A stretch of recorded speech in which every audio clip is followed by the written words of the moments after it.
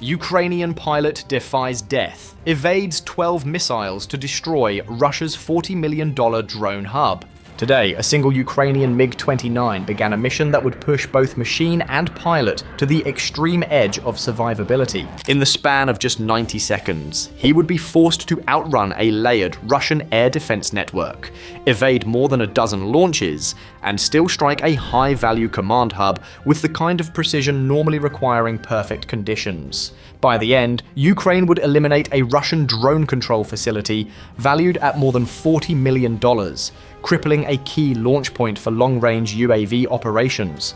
The sortie developed into a confined corridor engagement between one aircraft and a layered defensive sector. The event began at 10 a.m. The MiG-29 skimmed across the front line at just 55 feet, its shadow flickering across frozen fields.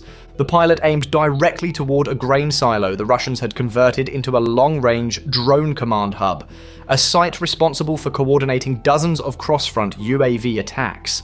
The aircraft's twin RD-33 engines produced their steady hum, and for the first 9 minutes, nothing disturbed the rhythm. But at this altitude, silence never lasts. Just 600 m ahead, a hidden Russian checkpoint detected the jet's heat signature. An IGLA operator immediately launched 2 missiles, firing them within 1.8 seconds, spiraling upward in twin corkscrews of white smoke. The pilot reacted instantly.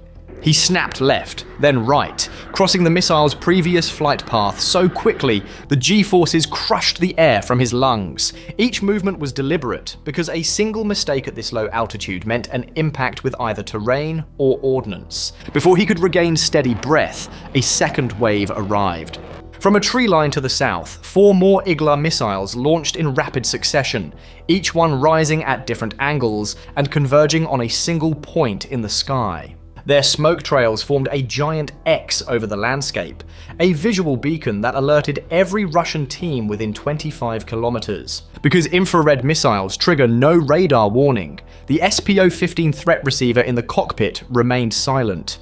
He had only the smoke curling toward him from multiple directions. To break line of sight, the MiG dropped to 45 feet, low enough for its slipstream to ripple through power lines. The jet accelerated to 530 knots, threading between terrain undulations, with only seconds of visibility ahead. The sky behind him boiled with the spiraling smoke of 6 missile launches, each one a signal flare announcing the jet's presence across the entire sector. Russian gunners from the riverbank to the outskirts of Nova Kherson shifted their sensors and weapons towards the narrow corridor he was now slicing through. At 45 feet, he was no longer flying above terrain, but skimming across its uneven surface. Actual clearance climbed to 78 feet over ridges, then fell to 22 feet over dips, and the radar altimeter shrieked each time the ground surged upward. The pilot steered into a powerline corridor, one of the few predictable gaps in the terrain, but the danger simply changed form. A warehouse rooftop 900 m ahead hid 2 more IGLA operators. They fired over-the-shoulder shots, launching behind his flight path to force the MiG to fly directly into their acquisition zone. The missiles arced, curved, and knifed downward into the narrow pocket of air the jet occupied. Every sustained evasive maneuver cost 170 pounds of fuel. He had begun the mission with 6,900 pounds internally. After the initial wave, he was down to 6,180 pounds. At this rate, 28 more high-G breaks would leave him without enough fuel to return to Ukrainian airspace. Despite this, he pressed forward, following memorized waypoints he had studied for days. Then, the threat escalated. A missile detonated 290 m behind the aircraft, close enough for tungsten fragments to shred parts of the airframe. One shard penetrated the port engine's compressor stage. Exhaust gas temperature spiked beyond limits, and the pilot shut the engine down immediately. The vibrations ceased, but so did half the aircraft's thrust. The MiG-29 was now reduced to a single-engine machine, 41 miles inside hostile territory, with Russian radars beginning to wake up along his path. He leveled at 820 feet as Hola-Priston came into view, a dense zone of rooftops, cranes, and firing points. Dozens of Zu-23 teams opened fire, filling the sky with intersecting lines of tracer rounds. Their method was not precision, but anticipation, creating moving grids of steel based on the jet's projected path. Hydraulic pressure dropped next. A yellow caution light blinked, shifted to red, and primary hydraulics failed. Backup systems kicked in at only 30% effectiveness, making the controls heavy and delayed. A round struck through the mid-fuselage, forcing the aircraft into a sharp left roll. The pilot countered with full rudder and whatever power remained from the single engine. Still, he pushed forward. Every mile felt like a full minute of struggle. Behind him, the JDAM ER he had released continued its guided descent. Traveling nearly 300 mph, it sliced into the converted drone control silo, penetrating 2 layers of concrete before its delayed fuse activated. Over 7,600 tons of structural mass collapsed inward as the weapon detonated. Secondary flashes indicated drone batteries and stored munitions cooking off, each detonation confirming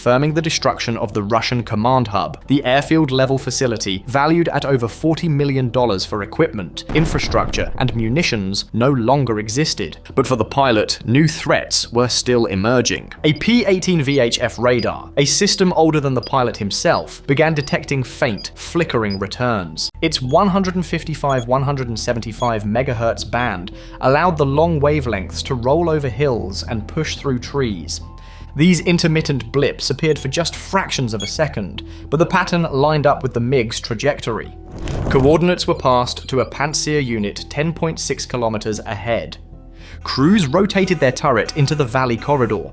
More Igla squads on rooftops attempted steep-angle shots, but at 560 knots, the MiG passed faster than their systems could lock. One missile spiraled off course, another overshot entirely. The SPO-15 finally chimed, short, sharp bursts indicating radar activity.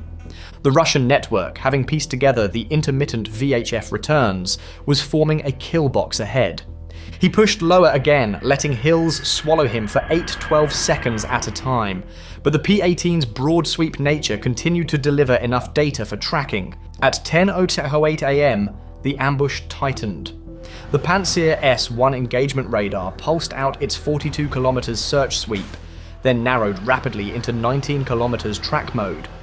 At the same time, a Tor M2 battery east of his route spun up its phased array radar. It required 180 seconds to fully activate. 42 seconds were already complete. When fully operational, it could track 48 targets and engage 4 simultaneously. Compounding the threat, a Krasuka 4 electronic warfare system entered the battle. By degrading L1 and L2 GPS bands, it reduced the MiG's satellite lock from 7 stable signals to 3 unstable ones. The navigation display froze. Only inertial guidance and memory-based terrain navigation remained. This was more than an inconvenience. The JDAM ER he carried required accurate satellite data to achieve its 40 km glide precision. With only 3 intermittent locks, the circular error probability could widen from 6M to 28M, enough to miss the target entirely. To restore the glide weapon's guidance window, the pilot needed to climb, straight into the radars waiting below. At 10:09 am, the MiG surged upward, both RD-33S blasting in full afterburner. The climb transformed the aircraft into a vertical spear. Airspeed at the start was 548 knots, enough for a high-speed energy maneuver. Altitude ticked upward in rapid increments: 4,000 feet, 7,000 feet, 9,800 feet. But the climb came with a penalty. Headwinds increased from 5 to 11 knots, bleeding speed. At 11,000 feet, airspeed dropped to 410 knots, then 360, then 300. Below 190 knots, the aircraft risked entering a critical stall, especially with external weapons still attached. The Tor M2 missile launched, a 9M331 accelerating to 860 mph, 10 seconds to impact, 6 seconds to weapon release window. The pilot could not maneuver. Any brake turn would ruin the separation profile for the JDAM ER, causing it to tumble.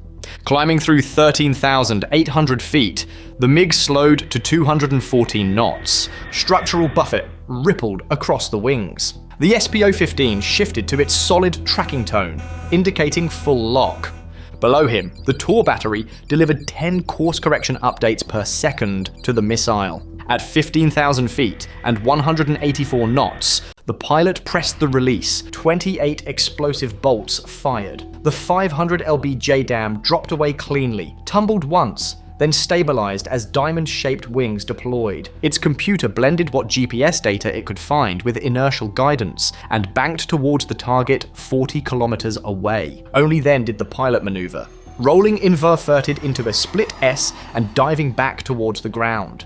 The Tor missile closed the final 320 m as he fought to escape. The MiG crossed back into Ukrainian territory, with barely 900 pounds of fuel left, hydraulics failing, one engine dead, and dozens of punctures marking the fuselage. The airframe exhibited vibration and control degradation, but remained airworthy. Yet it survived exactly as its designers intended, a machine built to absorb punishment and still return home. Far behind the jet, the JDAM ER completed its descent with near-perfect accuracy. The Russian drone control site collapsed into dust. Without it, long-range UAV coordination in the sector abruptly fell silent. The Russian air defense network, despite its density, timing, and layered design, failed to stop a single aircraft flying at treetop level. The target was destroyed, the defending network in the area failed to intercept, and a facility responsible for repeated cross-front incursions was reduced to rubble. As ground crews rushed to guide the damaged MiG onto its final approach, one question hung over the operation.